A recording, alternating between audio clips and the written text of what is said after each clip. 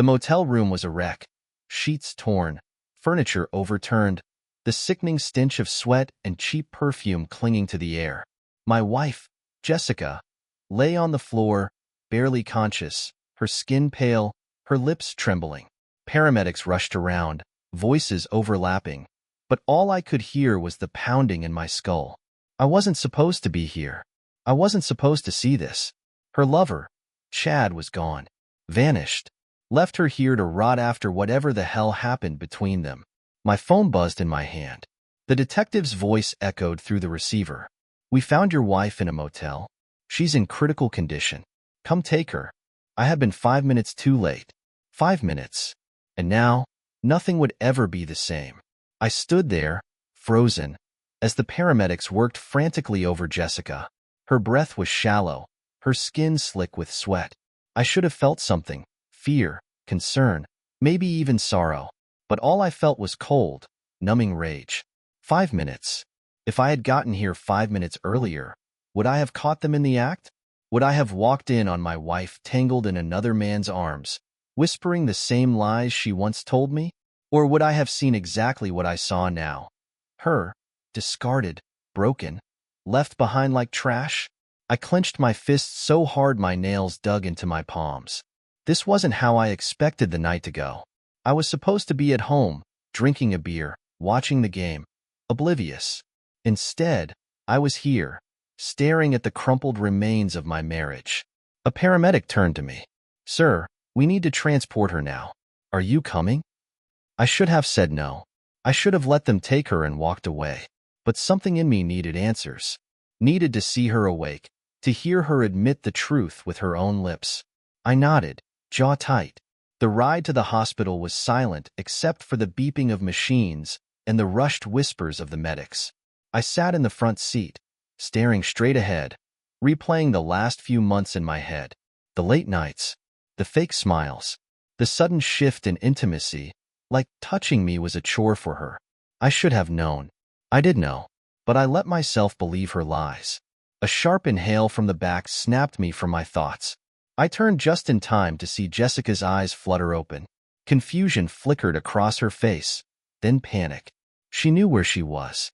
She knew why she was here. And then, she saw me.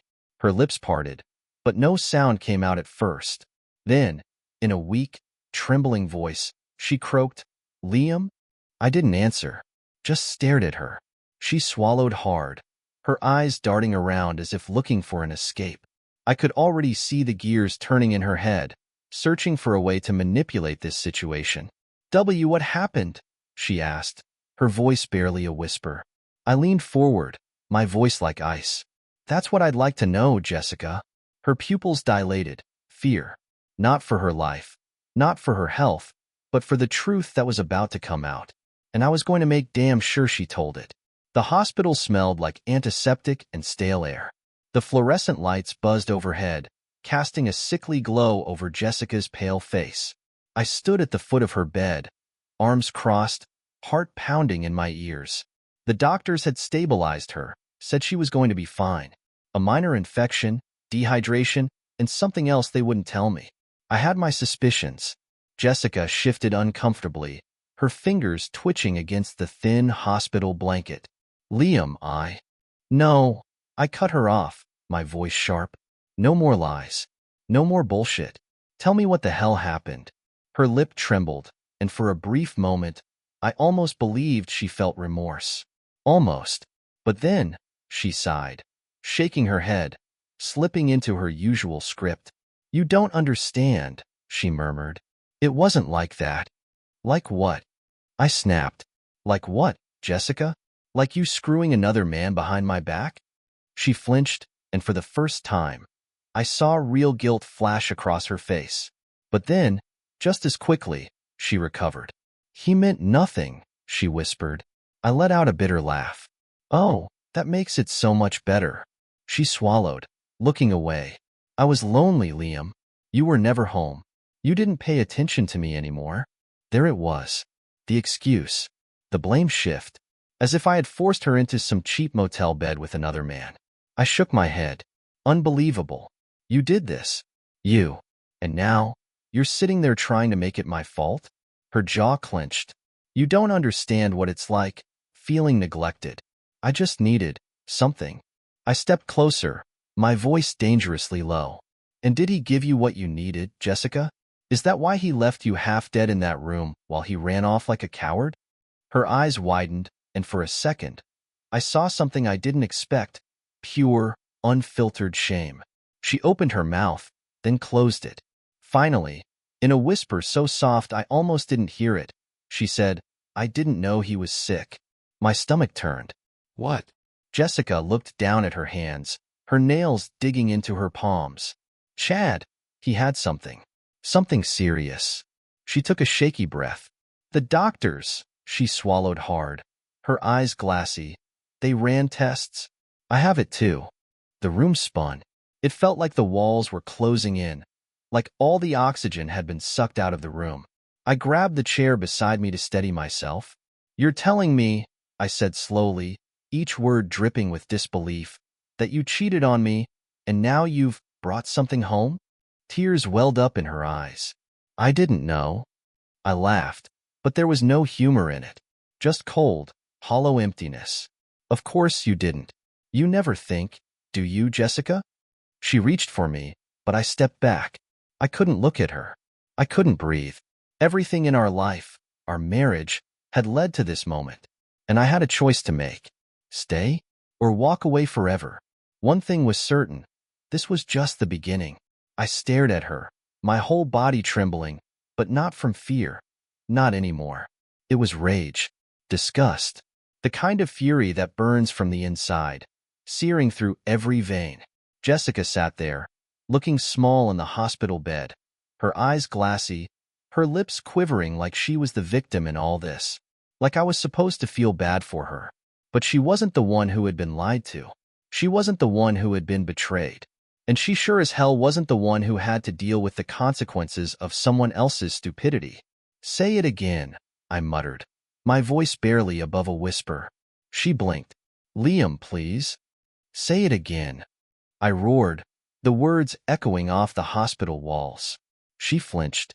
The heart monitor beeped faster. Somewhere outside, I heard a nurse murmur something, but I didn't care. I took a step closer. You're telling me you slept with some random piece of garbage, and now you have something? Something serious? Her lips pressed together, and for once in her pathetic life, she had nothing to say. I exhaled sharply, running a hand through my hair. My pulse pounded so loud I could barely hear myself think. I should have left. I wanted to leave, but I needed to hear it all first. I needed to watch her squirm. Jessica took a shaky breath.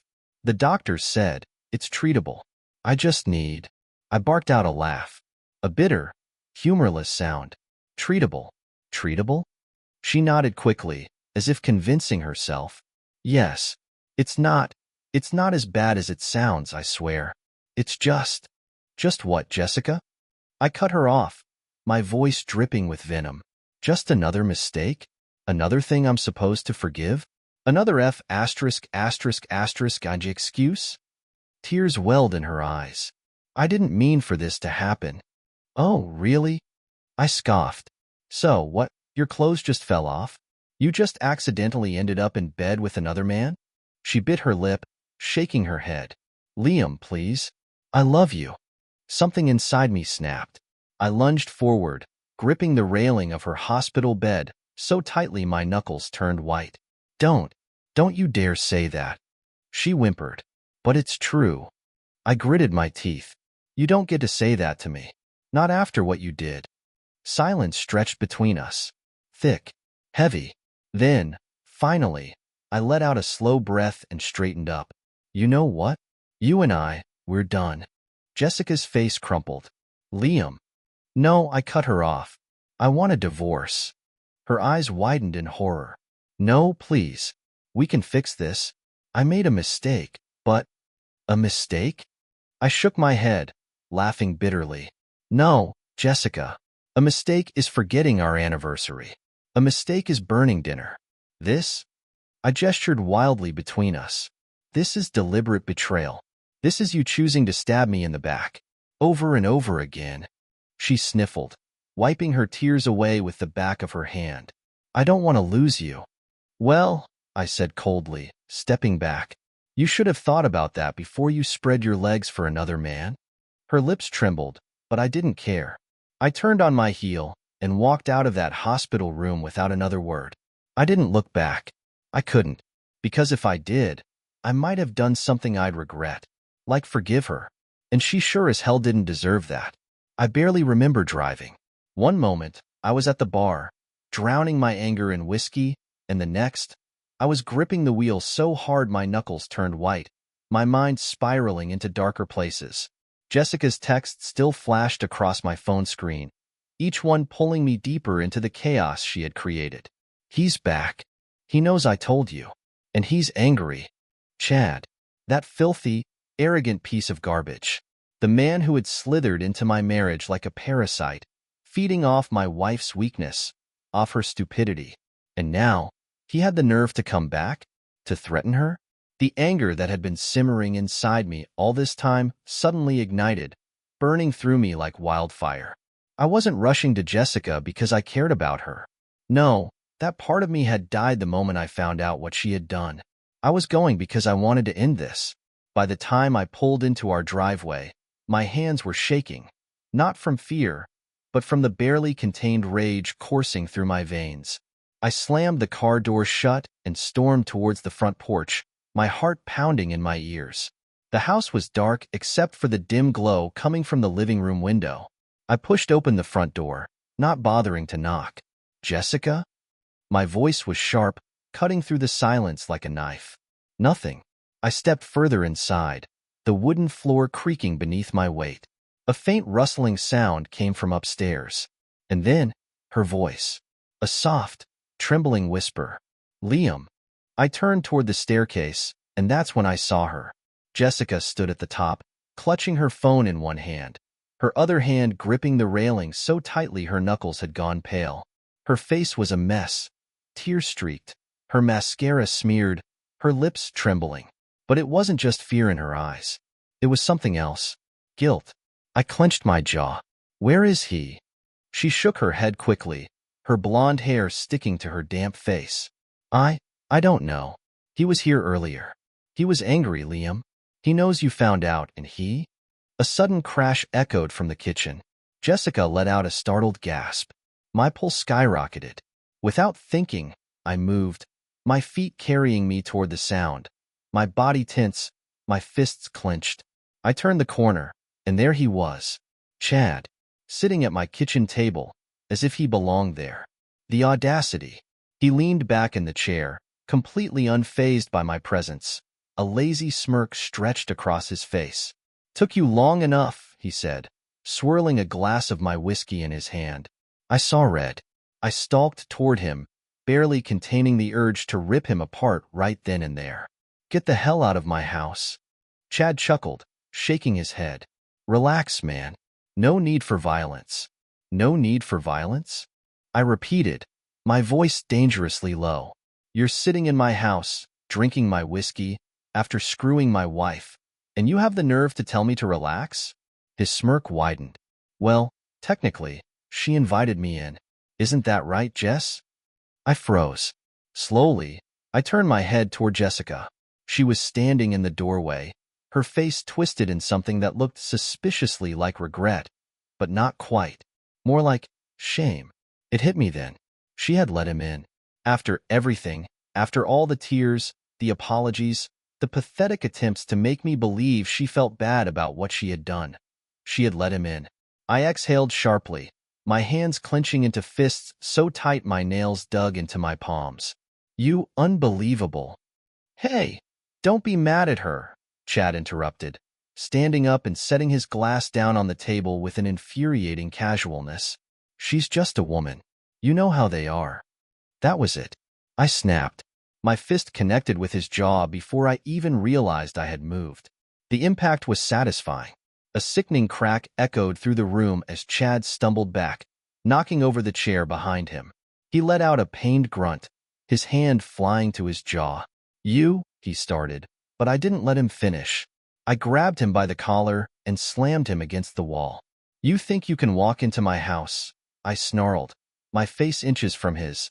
Disrespect me, ruin my marriage, and just walk away? His cocky expression faltered, his eyes widening slightly. Good. He should be scared. You're done, I hissed.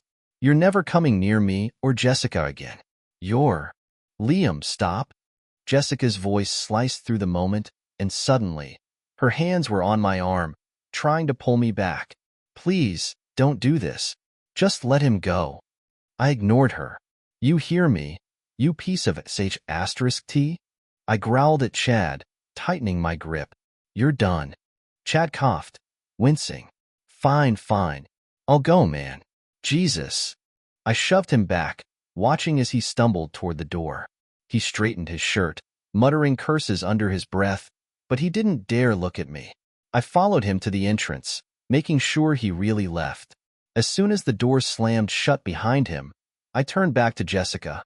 She was crying. Again. But I wasn't buying it this time.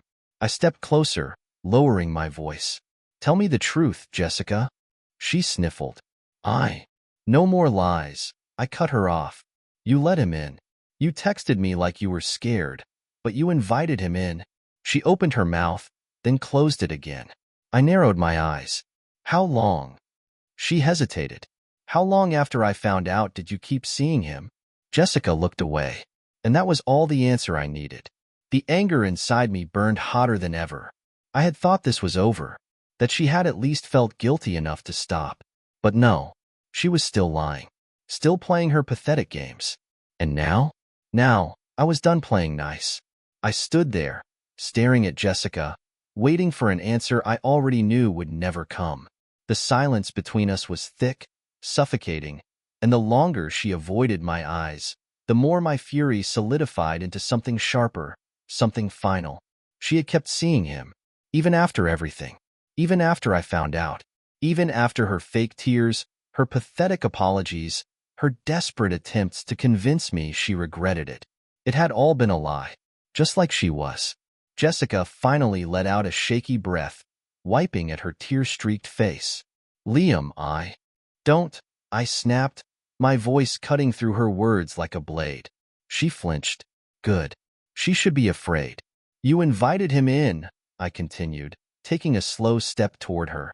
After everything you put me through, after I knew what you did, you still had the audacity to let him into our house? She shook her head quickly, her blonde hair sticking to her damp cheeks. I didn't mean to. I laughed. A cold, bitter sound. You didn't mean to? Are you seriously trying to tell me that he just magically appeared inside my house, drinking my whiskey, sitting at my table like he owned the place? Jessica's lower lip trembled. She was trapped, and she knew it. You chose this, I spat. You chose him. Liam, please, How long? I cut her off again. She hesitated. I clenched my jaw. How long, Jessica? She swallowed hard, her eyes darting toward the floor. A few weeks. A dark, ugly chuckle bubbled up from my throat. A few weeks, I repeated, shaking my head. Unbelievable. Jessica sniffled. It wasn't like that, I swear. I was just confused, and he kept coming back, and I held up a hand, stopping her pathetic attempt at justification. Save it. Liam. I'm done, I said, my voice flat. I'm done listening to your lies. I'm done believing you. And I'm done with you. Panic flashed across her face. Wait, what do you mean? I turned away, heading toward the staircase. Jessica scrambled after me. Liam, wait. Where are you going? We can fix this. I stopped on the first step and let out a slow, heavy breath before turning back to face her. She looked desperate now, her blue eyes wide, her hands clutching at her chest like she could physically hold together the pieces of her broken mess. But I wasn't falling for it. Not anymore. There is no we, Jessica, I said, my voice cold and steady. Not anymore. Her breath hitched. No, Liam, you don't mean that. I tilted my head, studying her. You know what the worst part of all this is?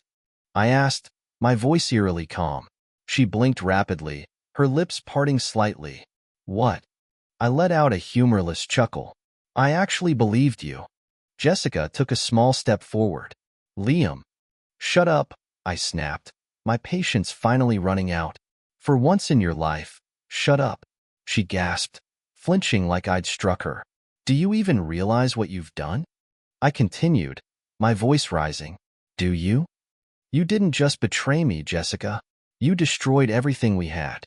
You made me question every moment, every memory, every goddamn second I ever spent loving you. Tears spilled down her cheeks. I still love you, she choked out.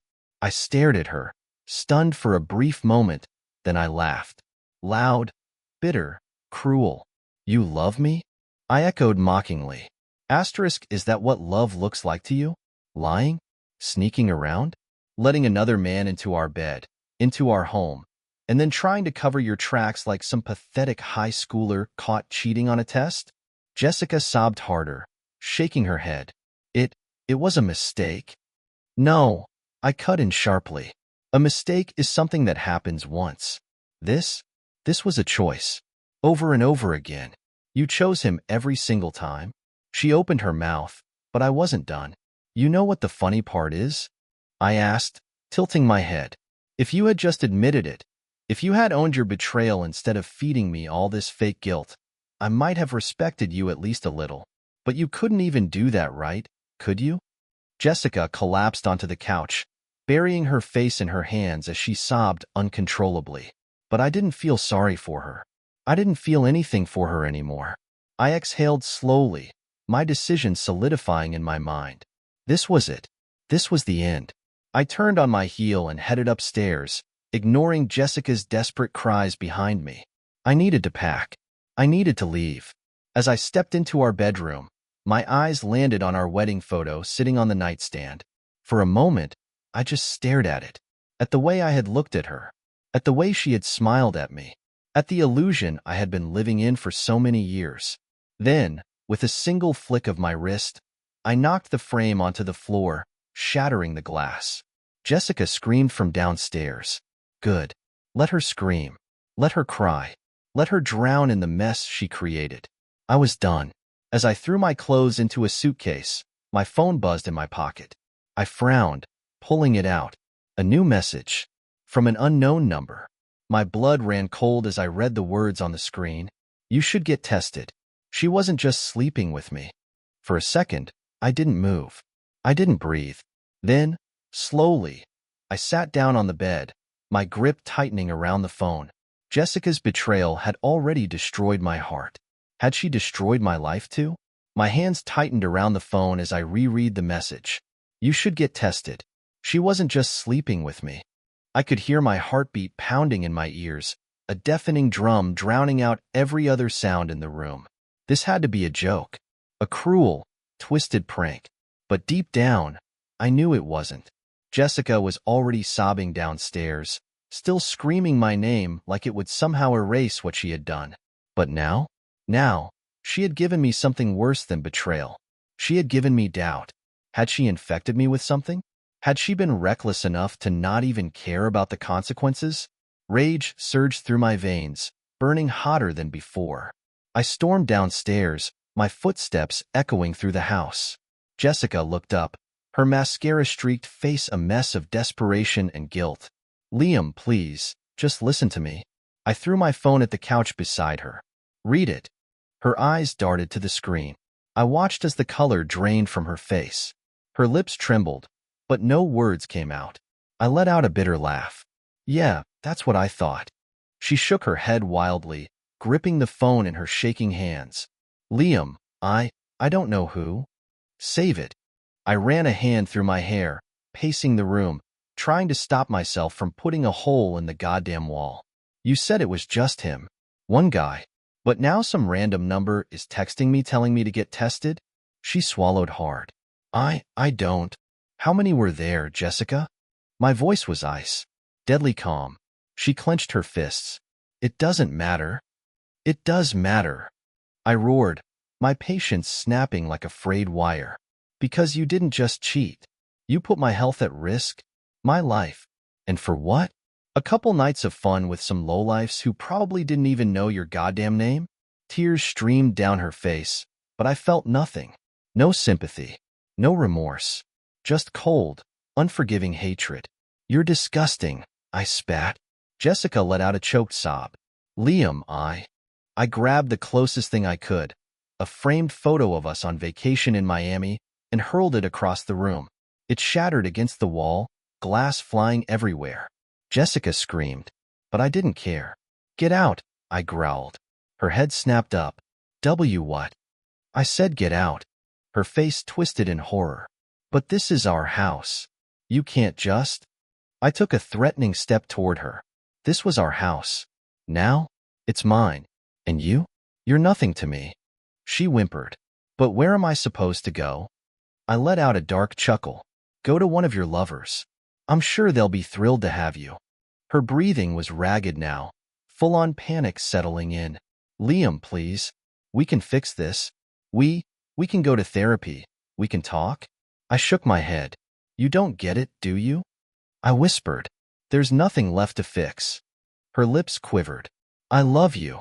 I stared at her for a long moment, then leaned in close. No, Jessica, I murmured. You don't love me. You love using me. Then I turned and walked away. She cried, begged, pleaded, but I didn't stop.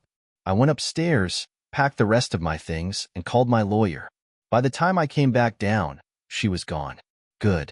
I locked the door behind her and stood in the empty house, breathing in the silence. And for the first time in years, I finally felt free. But I wasn't done yet. No, this wasn't over. Not by a long shot. I stood in the silence of my now empty house, gripping my phone so tightly my knuckles turned white.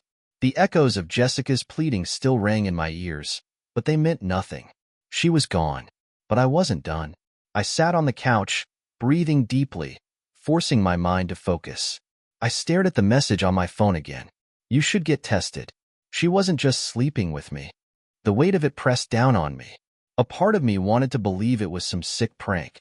But deep down, I knew the truth. Jessica had lied about everything. And now, I had no idea how far her betrayal really went. I pulled up my browser and searched for the nearest clinic that did full-panel STD testing. I didn't hesitate. I booked an appointment for the next morning. But this wasn't just about my health anymore. Jessica had played her little games, thinking she could humiliate me, destroy our marriage, and walk away without consequences. She was about to learn the hard way that I wasn't the kind of man to just sit back and take it. I had money. I had resources. And most importantly, I had nothing left to lose. The next morning, I woke up feeling lighter than I had in years. I got tested first thing. The doctor assured me I'd get my results within a few days, but that didn't stop the anger simmering in my gut. The disgust at knowing that the woman I had loved, the woman I had built a life with, had thrown herself at God knows how many men, never once thinking about the consequences. I walked out of that clinic with a plan forming in my head. Jessica thought she could walk away from this with nothing but a guilty conscience. She was wrong. Step 1. The lawyer. I met with my divorce attorney that afternoon. I didn't want a long, drawn-out battle. I wanted it fast. I wanted it clean. And most of all, I wanted to make sure Jessica walked away with nothing. We had a prenuptial agreement, but there were ways to push even harder. Adultery? That gave me leverage. Her reckless behavior? That gave me power. My lawyer smirked. She's going to regret this. I smirked right back. That's the plan. Step 2. The exposure. Jessica had been careful, or so she thought. But people always slip up. And lucky for me, I had names. I spent the next few days digging. The guy from my house? His name was Brian, a sleazy personal trainer with a history of sleeping with married women. I tracked down his social media, found his girlfriend's profile, and, what do you know? They were still together. Wouldn't she love to know what her beloved Brian had been up to? I sent her everything. Screenshots, photos, dates, every little detail I could find. And just like that, Brian's perfect little relationship went up in flames. Step 3. The public humiliation. Jessica had always cared about her image. She loved playing the role of the devoted wife, the perfect woman. So I made sure everyone saw the truth. I sent a carefully worded email to our mutual friends, colleagues, even her family. Nothing crazy, Just a polite message explaining that we were divorcing due to her repeated infidelities. I included no anger, no insults, just cold, hard facts. The fallout was glorious. Her parents called me, horrified. Her friends turned on her. Even her boss, who had always adored her, started distancing himself. Jessica's perfect world crumbled in a matter of days. And then, the final nail in the coffin, I got my test results back a week later. Clean. A wave of relief washed over me, but it was quickly replaced by something darker. Because Jessica? She wasn't so lucky. A friend of mine, one of the few who still talked to her, reached out with a little update. Jessica was in the hospital. She had tested positive for an STD, a nasty one. And guess what? Her lover had given it to her. The same man she had risked everything for? He had left her with more than just a ruined marriage. Karma, in its purest form.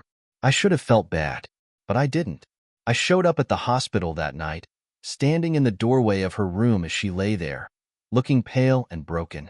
She turned her head weakly, eyes widening when she saw me. "Liam," she whispered. I stepped inside, shoving my hands in my pockets. "Jessica." Tears welled in her eyes. I didn't know.